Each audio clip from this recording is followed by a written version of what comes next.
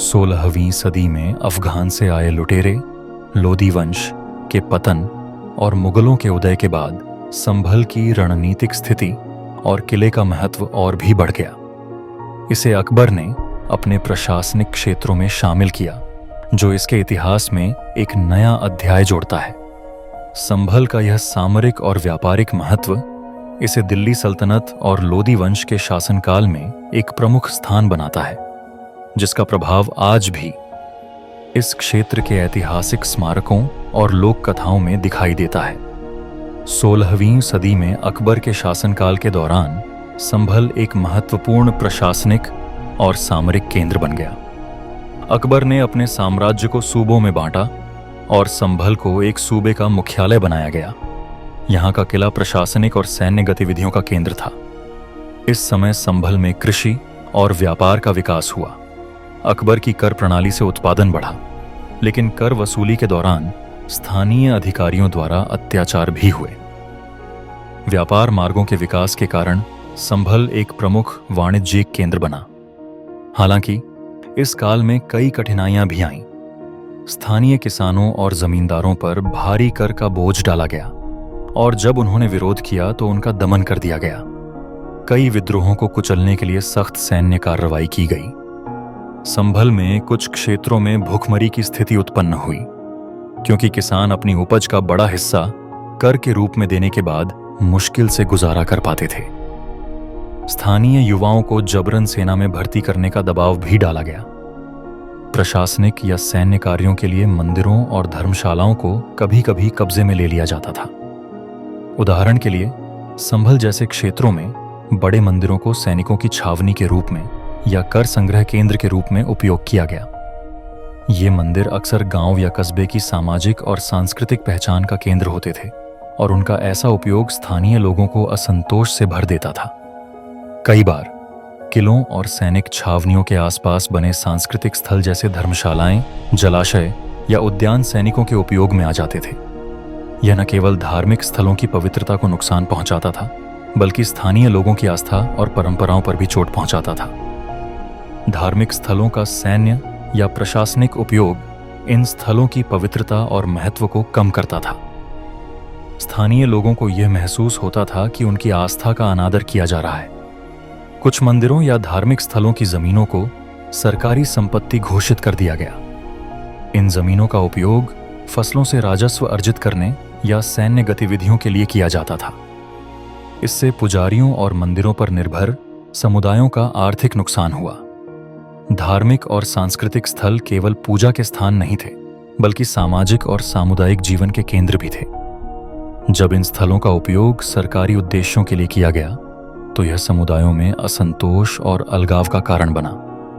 धार्मिक स्थलों के उपयोग के कारण कई बार स्थानीय लोगों ने विरोध किया।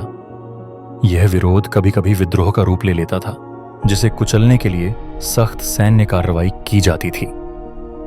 सैन्य और प्रशासनिक आवश्यकताओं के कारण कई बार धार्मिक और सांस्कृतिक उत्सवों को सीमित कर दिया जाता था। उदाहरण के लिए, मंदिरों में बड़े त्योहारों को मनाने की अनुमति नहीं दी जाती थी, ताकि लोग इकट्ठा होकर विद्रोह की योजना न बना सकें।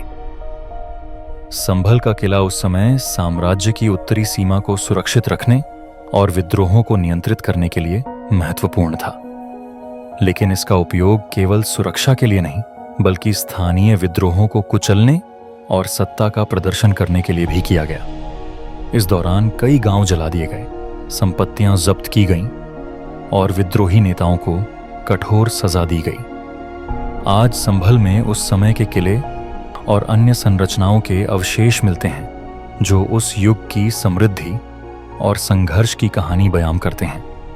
अकबर के शासनकाल में संभल ने प्रशासनिक, सांस्कृतिक और सामरिक दृष्टि से बड़ी उपलब्धियां हासिल कीं, लेकिन इन उपलब्धियों की कीमत स्थानीय लोगों को सामाजिक, आर्थिक और सांस्कृतिक दबावों के रूप में चुकानी पड़ी। यह काल विकास से ज्यादा दमन का प्रतीक है, जो उस समय की जटिलता को दर्शाता है। संभल का धार्मिक और आध्यात्मिक महत्व हिंदू पौराणिक कथाओं से जुड़ा हुआ है और इसे भगवान विष्णु के 10वें अवतार कल्कि की भविष्य की जन्मभूमि के रूप में माना जाता है। यह मान्यता विशेष रूप से भागवत पुराण और अन्य धार्मिक ग्रंथों में वर्णित है, जहां कहा गया है कि कलयुग के अंत में जब समाज और पृथ्वी पर अधर्म और अशांति का साम्राज्य होगा, तब भगवान विष्णु कल्कि के रूप में अवतार लेंगे। कल्कि का कार्य होगा धर्म की पुनर्स्थापना करना, अधर्म का नाश करना और सत्य और न्याय की वापसी सुनिश्चित करना। हिंदू मान्यताओं के अनुसार कल्कि का जन्म एक ब्राह्मण परिवार में होगा और यह स्थान, जो आज संभल के रूप में जाना जाता है, उस समय का पवित्र स्थल होगा।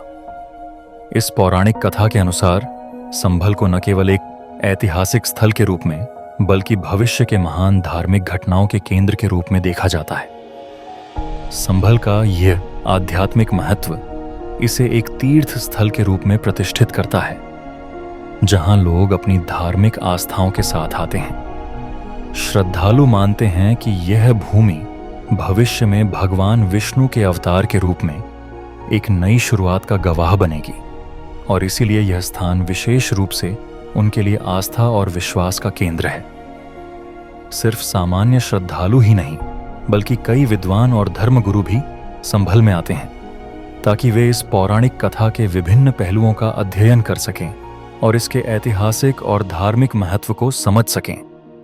यहाँ पर शोध और धार्मिक चर्चा की परंपरा रही है, जहाँ विद्वान इस विषय पर गहन विचार करते हैं। उनका मानना है कि संभल का भूमि वही है जहां भविष्य में कल के अवतार का आगमन होगा, और इस भविष्यवाणी का धार्मिक और सामाजिक महत्व अत्यधिक गहरा है। इसके अलावा इस धार्मिक मान्यता ने संभल को एक सांस्कृतिक और आध्यात्मिक पहचान दी है। आज भी कई श्रद्धालु यहां आते हैं ताकि वे प्रार्थना करें और इस पवित्र भूमि से जुड़कर अपने जीवन को धार्मिक दृष्टिकोण से संजीवित करें। वे आशा करते हैं कि भगवान विष्णु का कल के अवतार एक दिन इस भूमि पर होगा, जो दुनिया को पुनः सत्य और धर्म की ओर मार्गदर्शन करेगा।